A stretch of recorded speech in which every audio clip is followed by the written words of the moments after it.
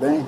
Evangelista Renato, de volta com o nosso estudo a respeito do Espírito Santo, paracletologia. No vídeo passado falávamos sobre os dons espirituais, especificamente sobre os dons de revelação, que são os dons de palavra de ciência, palavra de sabedoria e discernimento de espírito. Voltamos hoje a falar, vamos continuar, dar continuidade a esse estudo, especificamente falando sobre os dons espirituais. A Igreja dos Coríntios, primeira carta, no capítulo 12, a partir do versículo 8. Mas é bom relembrar o que nós falamos, a respeito da Igreja de Coríntios. Quando Paulo escreve a Igreja dos Coríntios, capítulo 1, na primeira carta, capítulo 1, versículo 7, ele diz que a Igreja tinha todos os dons espirituais. No capítulo 1 também ele diz que a Igreja tinha a abundância dos dons espirituais.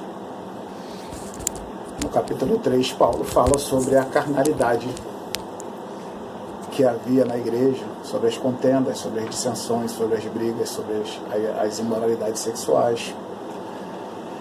No capítulo 5, no versículo 9 especificamente, Paulo fala sobre uma outra carta que ele havia escrito à igreja, anterior a essa primeira carta, que não chegou às nossas mãos, essa primeira carta que foi escrita por Paulo, que não chegou às nossas mãos, que ele já havia alertado a igreja sobre essa imoralidade sexual e que mesmo assim não adiantou, e que alguns membros daquela igreja continuaram praticando na prática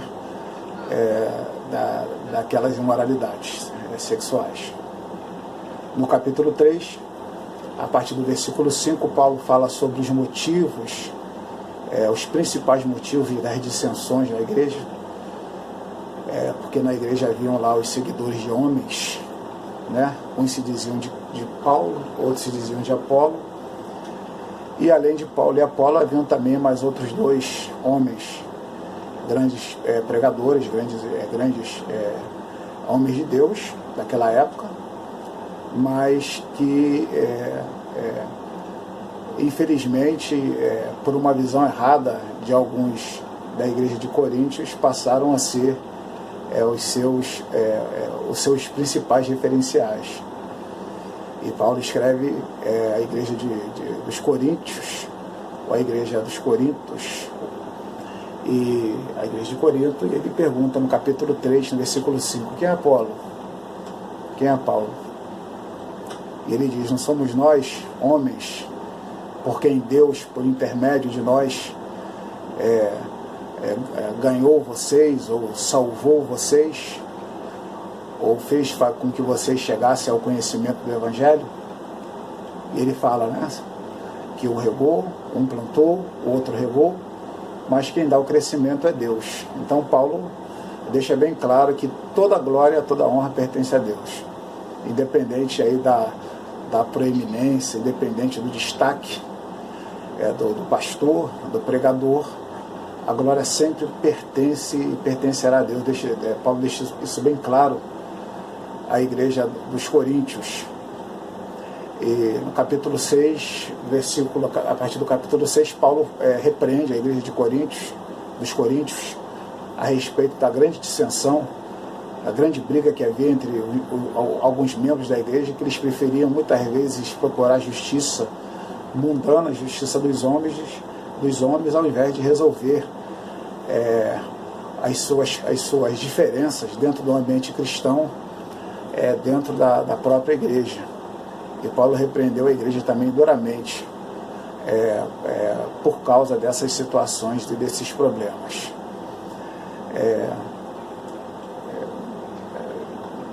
Só recapitulando aqui, a gente tem que lembrar, Paulo deixou a igreja de Coríntios cerca do ano 53 depois de Cristo, quando ele foi fazer a sua primeira viagem missionária.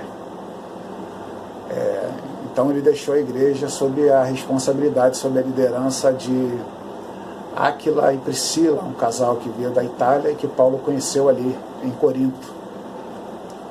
E Paulo viu que eles eram servos de Deus e deixou a igreja que ele havia plantado lá no capítulo 18 de Atos dos Apóstolos, que relata sobre a fundação, quando Paulo plantou a igreja de Corinto.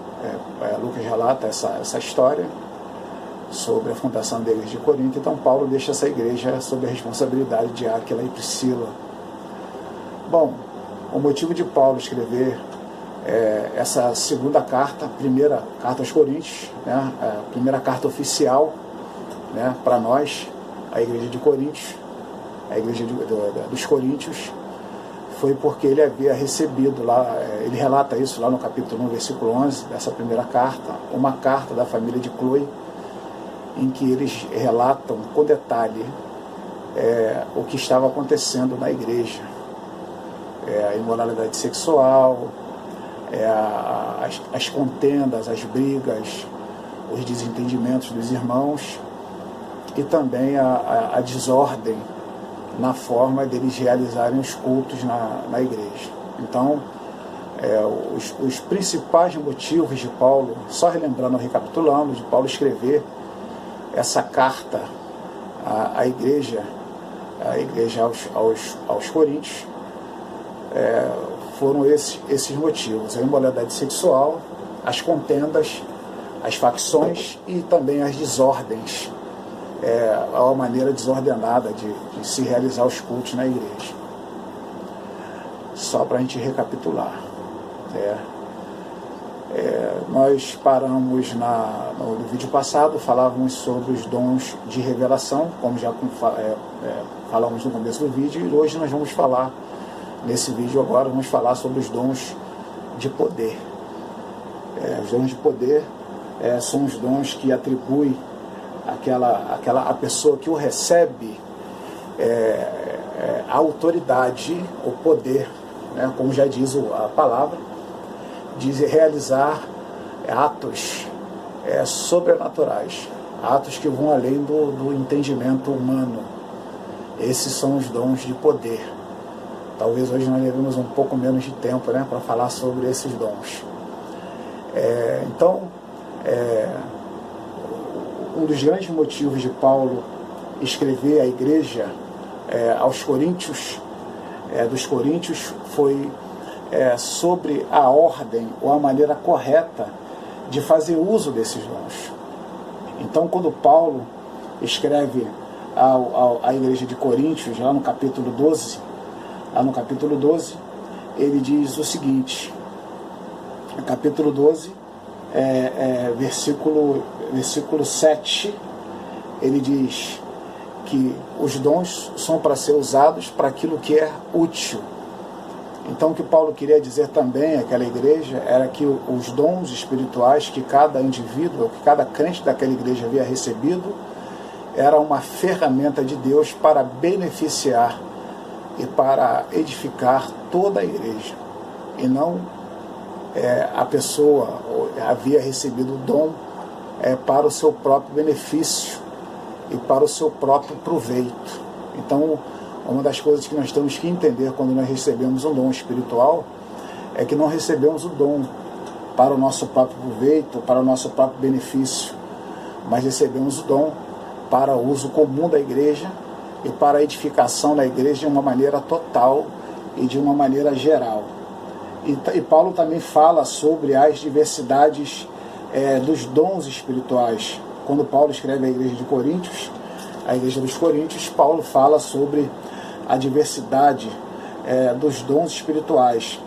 Ele diz lá na primeira carta aos Coríntios, capítulo 12, diz o seguinte: pelo Espírito a um é dada a palavra de sabedoria, a outro pelo mesmo Espírito a palavra de conhecimento, a outro pelo mesmo Espírito a outorgada a fé, a outro pelo único Espírito o dom de curar, a outro poder para operar milagres, a outro profecia, a outro discernimento de espírito, a outra variedade de línguas e ainda a outra interpretação de línguas.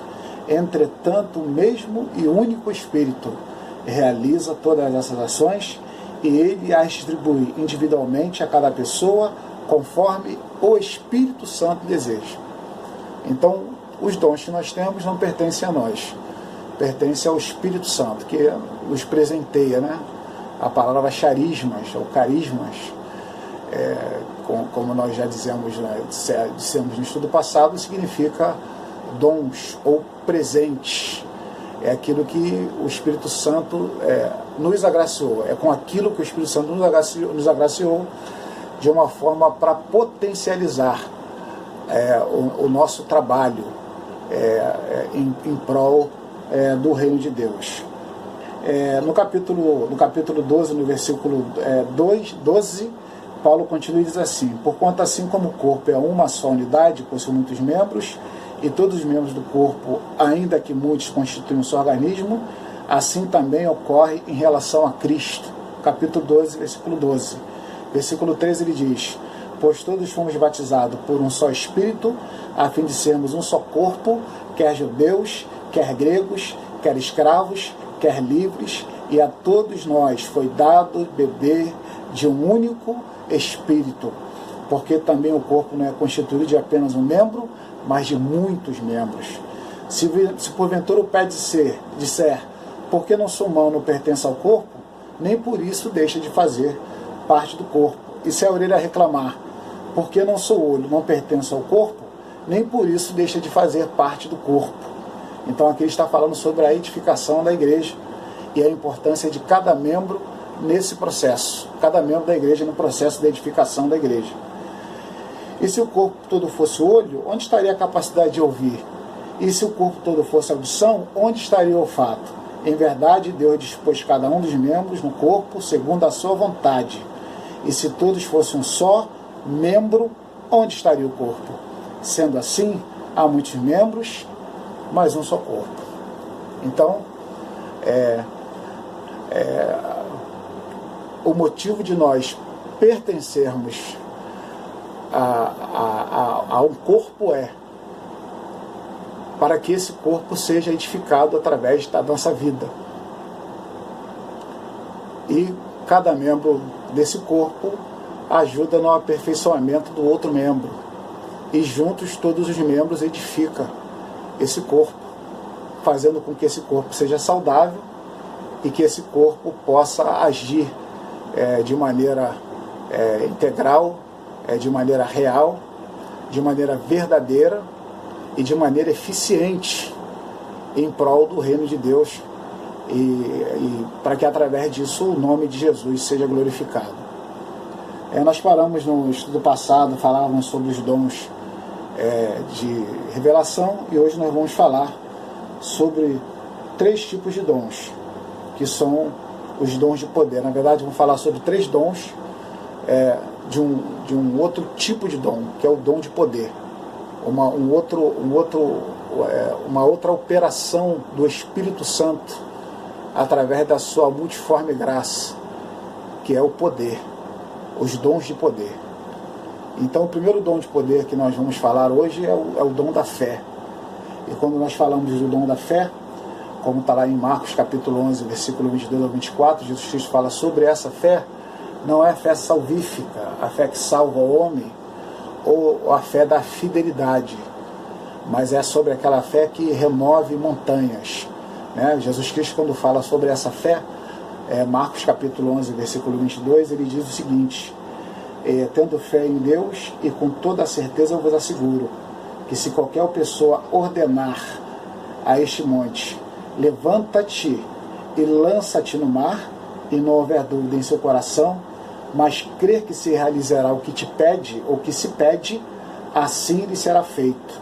Portanto, vos afirmo, tudo quanto em oração pedirdes, tendes fé que já o recebestes, e assim vos sucederá.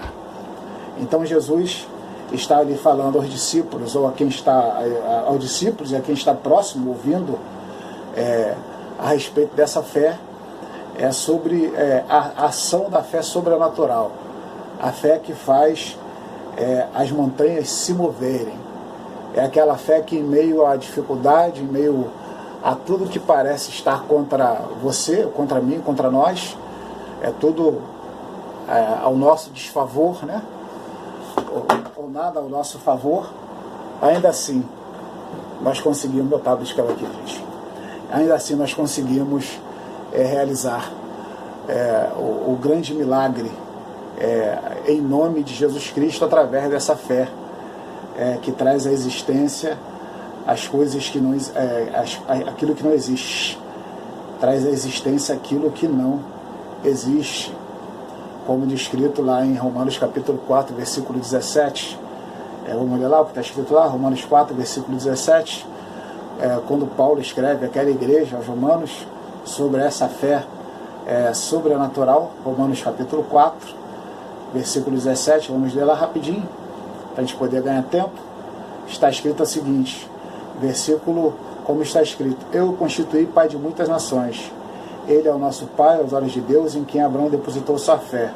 O Deus que dá vida aos mortos e convoca à existência elementos inexistentes como já existisse. A fé que nos faz nos aproximar de Deus, como descrito lá em Hebreus capítulo 11, versículo 6, que diz que aquele que se aproxima de Deus precisa crer que Deus é o recompensador, o galardoador daqueles que o buscam. Então quem se aproxima de Deus para pedir a Deus alguma coisa, que seja impossível, precisa crer que Deus é capaz de agir de maneira impossível na sua vida. A mesma carta aos Hebreus, capítulo 11, versículo 1, que fala sobre essa fé, está lá em capítulo 11, versículo 1 da carta aos Hebreus, onde está escrito que a fé que traz a existência as coisas que não existem, está lá em Romanos capítulo 4, versículo 17, mas em Hebreus capítulo 1, versículo 1 diz assim: ora, a fé é a certeza daquilo que havemos de receber, é a certeza que havemos de receber aquilo que nós esperamos, mesmo se ainda ter visto aquilo que nós estamos esperando. Então essa é a fé sobrenatural, a fé que nos faz crer que nós vamos receber aquilo que nós estamos esperando, ainda que nós não vejamos aquilo que nós estamos esperando. Ou a fé é o firme fundamento das coisas que não se veem, mas que se esperam, né? Então essa é a fé sobrenatural, a fé que faz mover montanhas, a fé que mesmo no momento da dificuldade, mesmo no momento da tribulação, da luta, mesmo no momento que tudo parece impossível, você crê no Deus de Abraão, como está lá em Romanos capítulo 4, versículo 17, que faz ressuscitar os mortos, que dá vida aos mortos e que traz à existência as coisas que não existem. Romanos capítulo 4, versículo 17. É essa fé aqui de Hebreus capítulo 11, versículo 1. A fé daquele que espera receber aquilo que ainda não consegue ver. Porque é muito fácil esperar aquilo que você já tem ao alcance da sua mão. É muito fácil você crer naquilo que você já sabe que vai acontecer, daquilo que você já tem esperança humana de que vai acontecer, né? Mas essa fé sobrenatural é aquela fé que nos faz crer naquilo que não vemos com os nossos olhos humanos, não vemos com nossos olhos naturais. Não vemos com nossos olhos naturais a possibilidade de acontecer, a possibilidade de surgir, de existir, mas que ainda assim nos faz crer que vai ser trazido à existência nas nossas vidas. Essa é a fé sobrenatural, que é um dos dons de poder. O nome já diz, né? Dons de poder. Poder. A fé é poder. Então quem tem fé, essa fé sobrenatural, tem poder. Claro que todos nós temos que ter fé em Deus, e que Deus é capaz de suprir as nossas necessidades. Evidentemente, todos nós cristãos temos que ter essa fé. Mas há pessoas que são agraciadas com o dom de crer. E sempre crer. Independente da circunstância, independente da situação, independente do que esteja acontecendo, que Deus é capaz de agir dentro da sua impossibilidade e trazer existência às coisas que ainda não existem, inclusive trazer a vida até aquilo que está morto. Glória a Deus, como está descrito lá no capítulo 4, versículo 17 da carta de Paulo aos Romanos, que é a fé de Abraão. Essa fé que nós falamos, ela frequentemente opera em conjunto também com os dons de curar e o dom de operar maravilhas. Porque se você não tiver essa fé, não há possibilidade de haver a realização dessas tarefas, né? ou desses milagres, né? De curar e o de operar maravilhas. Não há condições da realização da operação desses outros dois dons, de curar e de operar maravilhas. Quando se fala em dom de curar, se fala, lógico, de um dom específico. Há pessoas que têm o dom específico de curar. Elas oram pelos enfermos e em qualquer situação que o enfermo esteja, ele vai ser curado. Eu mesmo já testemunhei isso algumas vezes, esse tipo de operação sobrenatural. Já testemunhei esse tipo de operação sobrenatural de um grande homem de Deus, a quem eu tenho um grande respeito, que tem esse dom. E ainda está vivo, tá, irmãos? Ainda está vivo. Mas, claro que todo crente ele tem o poder de orar e os enfermos serem curados. Todos nós podemos fazer isso. Todos nós temos o poder e o dever de orarmos pelos enfermos para que Deus possa operar a cura na vida dos enfermos. Mas há pessoas que têm o dom específico de curar. Orar e em toda vez que orar, acontecer a cura, Deus realizar a cura. E uma coisa interessante aqui, quando Tiago escreve na sua Epístola Universal, capítulo 5, versículo 14 e 15, deixa eu conferir aqui se eu estou certinho, mas é capítulo 5, versículo 14 e 15 sim, quando Tiago escreve na sua Epístola Universal, lá no capítulo 5, estou folheando aqui a Bíblia aqui para achar Tiago, capítulo 5, versículo 14 e 15, ele escreve o seguinte à igreja, ele escreve: algum de vós está doente, chama os presbíteros da igreja, a fim de que estes orem sobre a pessoa enferma, ungindo-a com óleo em nome de Jesus, ungindo-a com óleo em nome do Senhor Jesus, e a oração feita com fé curará o doente. E o Senhor o levantará, e se houver cometido os pecados, ele será perdoado. Então, todos nós temos esse poder imbuído em nós pelo Espírito Santo, até porque isso é uma ordenança, né? Ide por todo mundo, pregai, curar os enfermos, expulsar os demônios, está lá em Marcos capítulo 16, é uma ordem que Jesus Cristo dá aos seus discípulos, até antes mesmo do Espírito Santo descer sobre a igreja, em Atos dos Apóstolos, capítulo 2, ele dá essa ordem específica aos discípulos e que eu acredito que seja estendida até nós hoje em dia, de nós irmos, orarmos pelos enfermos, curarmos os enfermos e expulsarmos os demônios. Mas algumas pessoas têm esse dom específico de curar, dado pelo Espírito Santo. Eu tenho aqui uma narrativa que está em Atos dos Apóstolos, capítulo 9, por exemplo, que é uma história de Pedro, versículo 32, onde está escrito assim: aconteceu que, viajando Pedro por toda parte, chegou também aos santos que habitavam em Lida. Ali encontrou um homem paralítico, que se chamava Enéas, e que estava prostrado numa cama fazia 8 anos. Então Pedro lhe afirmou: Enéas, Jesus o Cristo cura a ti.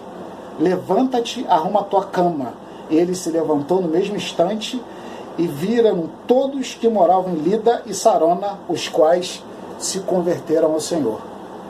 Uma operação de cura, que faz até com que haja conversão entre aqueles que ainda não aceitaram, receberam Jesus Cristo como Senhor e Salvador da sua vida.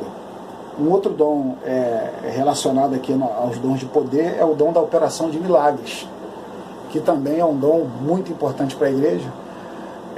Quase não vemos mais, mas são dons os dons de maravilhas, né, de operação de maravilhas, que está narrado. Jesus narra isso em Mateus capítulo 8, versículo 26 e 27, onde está escrito: ele disse-lhes: por que temeis, homens de pequena fé? Então, levantando-se, narrado lá em Mateus capítulo 8, 26 e 27, quando Jesus acalma aquela tempestade, né?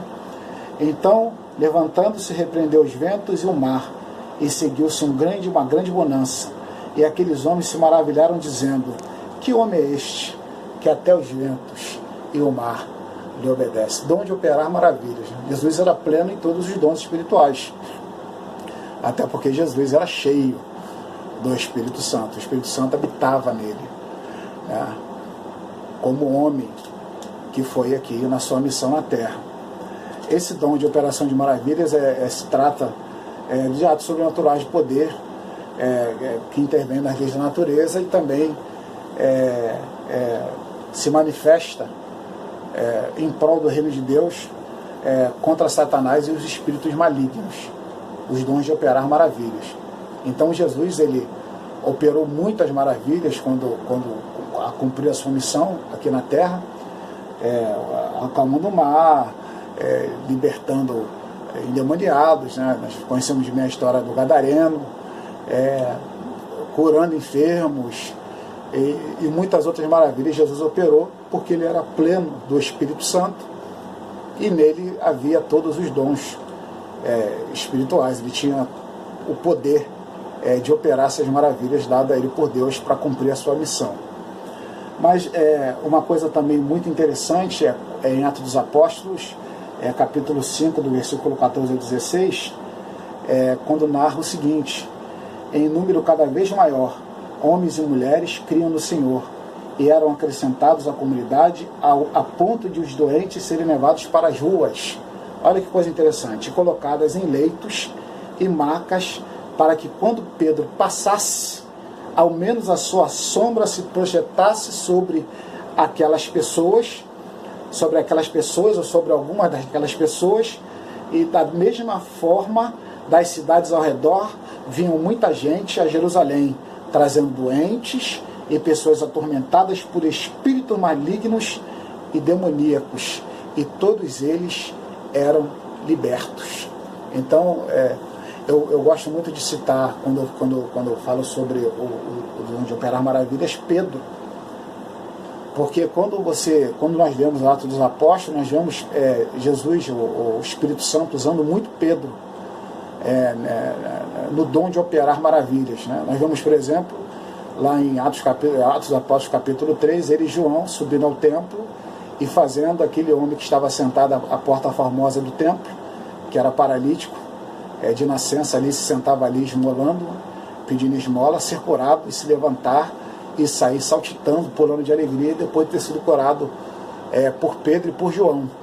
Nós vemos também Pedro aqui operando maravilhas com o poder do Espírito Santo, em nome de Jesus, onde até a sua sombra podia curar aquele que estava enfermo, e as pessoas trazendo enfermos, endemoniados, pessoas possessas de demônios. E a Bíblia, ela é bem clara e ela é bem fiel em dizer que todas elas eram libertas, todas elas eram curadas e libertas. Então, é o dom de operar maravilhas. Uma outra história interessante, uma outra narrativa interessante também, em Atos dos Apóstolos, sobre o dom de operar maravilhas, o dom está lá em Atos dos Apóstolos capítulo 9, versículo 38 a 41, quando conta a história de Dorcas, ou de Tabita, quando Pedro ainda, ali na cidade de Lida, foi chamado até Jope, onde aquela mulher, que era uma mulher piedosa, uma mulher que se preocupava com os pobres, que procurava ajudar, abençoar os pobres, ela havia falecido, ela havia morrido, e causou uma grande comoção naquela cidade, causou uma grande tristeza naquela cidade, e foram chamar Pedro para que ele fizesse alguma coisa. E a Bíblia relata que Pedro, usado grandemente pelo Espírito Santo com esse dom de operar maravilhas, após ficar sozinho no quarto onde estava Tabita, ou Dorcas, né? Após ter sido banhada, estar vestida, ele no quarto com ela ordenou que ela acordasse, e ela acordou da sua morte, abriu os olhos, se sentou, e Pedro lhe deu a mão e ajudou a colocá-la de pé, operando lá aquele grande milagre, aquele grande dom de maravilhas, né? E Pedro, ele era abençoado com esse dom. E hoje a igreja precisa desses dons, a igreja precisa ver esses dons, a igreja precisa operar esses dons aí em prol do reino de Deus. O Espírito Santo quer ainda usar a igreja de maneira poderosa, de maneira grandiosa, operando milagres através da igreja, operando curas através da igreja, fazendo com que a igreja creia ainda, que os crentes creiam que Deus opera o impossível, independente das circunstâncias. E Deus ainda quer operar com esses dons através da sua igreja em favor do reino de Deus. Então eu estou encerrando aqui essa segunda parte dos